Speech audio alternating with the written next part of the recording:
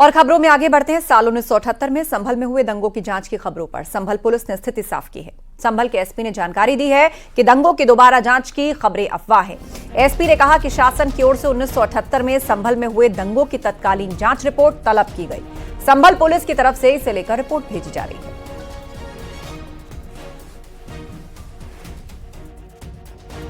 आपके द्वारा वो तैर रहा है सोशल मीडिया में, वो क्या प्रकरण है पूरा और क्या जांच है?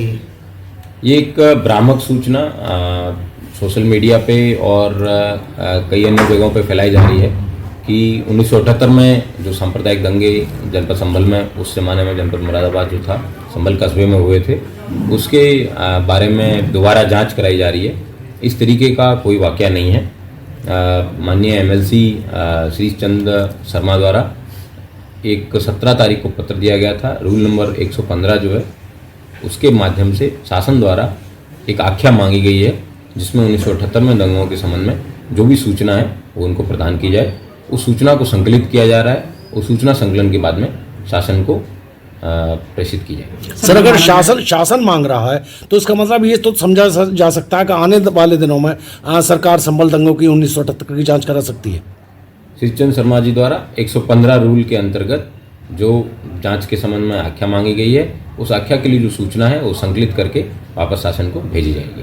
Thank you. और अब आपको बताते हैं कि आखिर संभल में 1978 में हुआ क्या था। संभल में सांप्रदायिक हिंसा की चिंगारी 25 मार्च 1978 को होली के दिन ही सुलग गई थी। 1978 की होली के उस दिन कुछ लोगों ने नफरत की लकीर खींची थी और होली से पहले मुसलमानों ने 2 जगहों पर विवाद खड़ा किया जानबूझकर। पहली जगह होलिका दहन की, जहां एक मुस्लिम दुकानदार ने अपना खोखा रख दिया। दूसरी जगह पर एक दूसरे मुसलमान ने चबूतरा बनवा लिया। बीच बचाव के बाद होलिका दहन के दिन दुकानदार का खोखा हटवाया गया। होली के त्योहार तो ठीक से गुजर गया, लेकिन एमजीएम कॉलेज की सदस्यता को लेकर नया विवाद खड़ा हुआ। लोगों को कॉलेज के प्रबंध समिति में आजीवन सदस्यता के लिए मंजर शफी का चंदा मंजूर नहीं हुआ। आरोप है कि मंजर ने कई अफवाहें उड़ाई। कॉलेज में हिंदू लड़के लड़कियों के साथ मुस्लिम युवतियों को टाइटल देने पर भी मंजर शफी ने ऐतराज जताया। इसके विरोध में मंजर शफी भीड़ जुटाकर बाजार बंद कराने का ऐलान कर चुका था और बाजार बंद कराने को लेकर हिंदुओं ने विरोध किया तो भीड़ ने मंजर शफी की हत्या कर दी। लेकिन अफवाह यह उड़ाई गई कि हिंदुओं ने मंजर शफी को मारा और इसके बाद संभल में रह रहकर 3 दिन तक दंगा सुलगता रहा। 184 लोगों की हत्याएं कर दी गई। कई हिंदू परिवारों को संभल से पलायन करना पड़ा।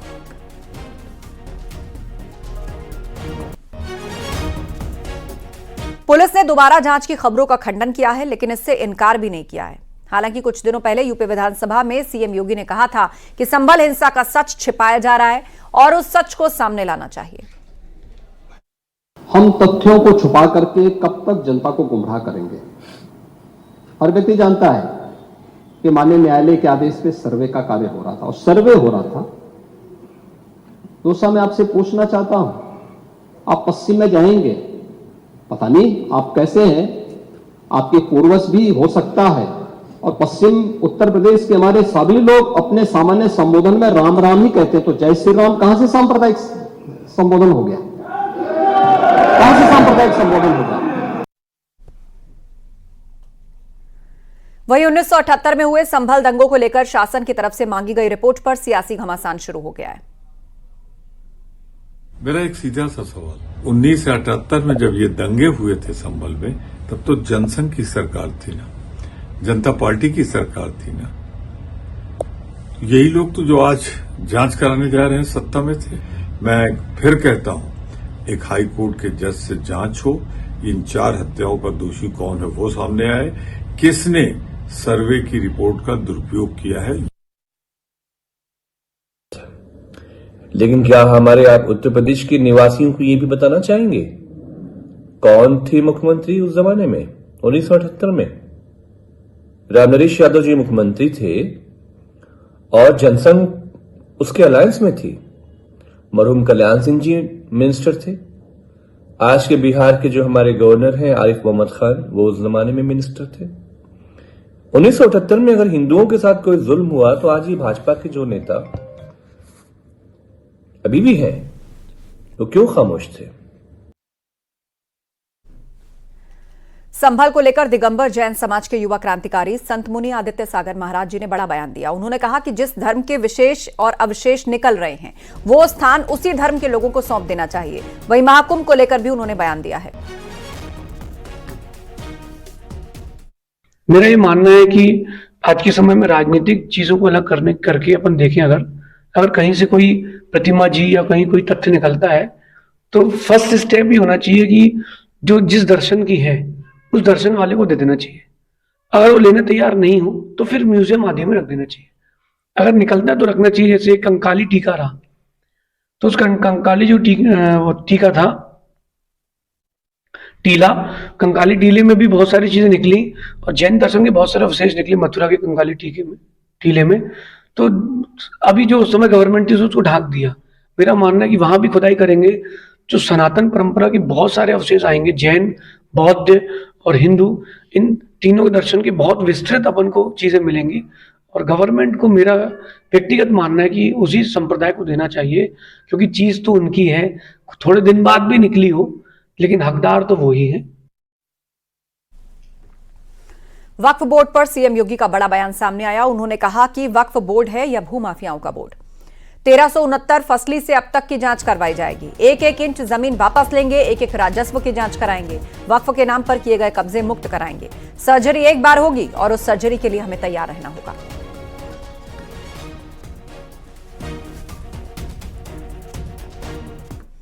वहीं सीएम योगी के वक्फ पर इस बयान को लेकर वार पलटवार शुरू हो चुका है। यूपी के सीएम योगी आदित्यनाथ का एक बयान सामने आया है जिसमें उन्होंने वक्फ बोर्ड पर तनकीद करते हुए कहा कि ये वक्फ बोर्ड है या भूमाफिया है और एक एक इंच जगह वापस ली जाएगी, उन पर शिक्षण संस्थान या गरीबों के लिए मकान बनाए जाएंगे।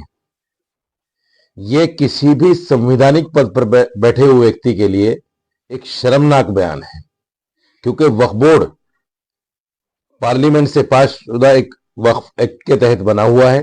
1970 का गजट मौजूद है। 1970 में जो जमीनें सरकार ने, तत्कालीन सरकार ने पंजीकृत करके वक्फ बोर्ड को दी हैं, वही जमीन वक्फ बोर्ड के पास है। वक्फ बोर्ड जो है अपने पास से कोई जमीन नहीं हथिया सकता, क्योंकि इनको समझना होगा कि जो वक्फ सिस्टम की जो असंवैधानिक अराजकता है उसको संवैधानिक प्रतिबद्धता के फ्रेमवर्क में लाना होगा, क्योंकि एक के बाद एक जो चीज़ें आ रही हैं उससे समाज में अलग अलग तरह का वक्फ के सिस्टम को लेकर के कन्फ्यूज़न भी है और आक्रोश भी दिखाई पड़ता है। इसलिए उसको एक जो असंवैधानिक अराजकता है उसको संवैधानिक प्रतिबद्धता के फ्रेमवर्क में लाना होगा। वहीं से लेकर एआईएमआईएम ने भी निशाना साधा है। उत्तर प्रदेश के मुख्यमंत्री जनाब योगी आदित्यनाथ जी अपने ही विभाग के लोगों को भूमाफिया बता रहे हैं और अपने ही सरकार के अधीन चलने वाले वक्फ बोर्ड को भूमाफिया बोर्ड बता रहे हैं। मैं मुख्यमंत्री जी से ये पूछना चाहता हूं कि अगर आपको पता है कि आपके सरकार के विभाग को भूमाफिया चला रहे हैं तो आपने कितने भूमाफियाओं पे कार्रवाई की, किस भूमाफिया पे जांच बिठाई, किस भूमाफिया को जेल भेजा? आप मुख्यमंत्री हैं, आप अपने ही विभाग को भूमाफिया बता दे रहे हैं, अपने ही लोगों को, अपने कर्मचारियों को भूमाफिया बता रहे हैं।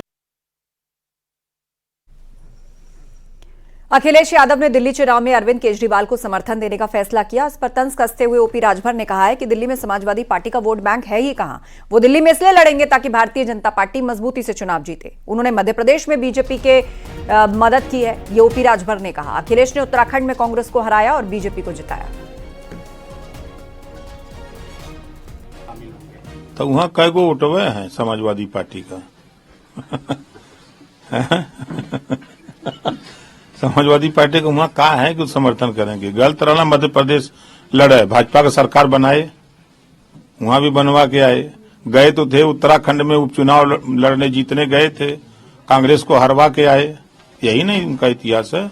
तो वहां लड़ेंगे इस नाते कि भारतीय जनता पार्टी मजबूती से चुनाव जीते, इस नाते वो लड़ेंगे। वो आम आदमी पार्टी के लिए नहीं जा रहे हैं, वो भारतीय जनता पार्टी को जिताने के लिए जा रहे हैं।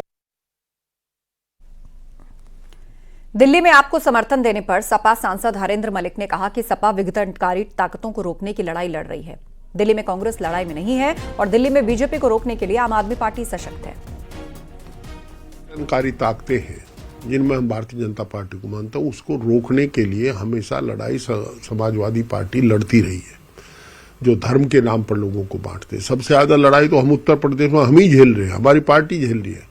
हम जानते हैं, सबको पता है कि हाँ लड़ाई जो है आपके आम आदमी पार्टी की है, कांग्रेस लड़ाई में है नहीं। तो जो लड़ाई में नहीं है उसके साथ हम क्यों खड़े होंगे। हम तो भारतीय जनता पार्टी को रोकना चाहते हैं और भारतीय जनता पार्टी को रोकने के लिए आम आदमी पार्टी ही हमारे पास सशक्त एक साधन है, उसको हम सपोर्ट करेंगे। हाँ, कुछ एक दो सीट ऐसी होंगी जहां जो जीत रहा होगा उसको भी सपोर्ट हम करेंगे। और वक्त एक ब्रेक का है, जल्द लौटेंगे।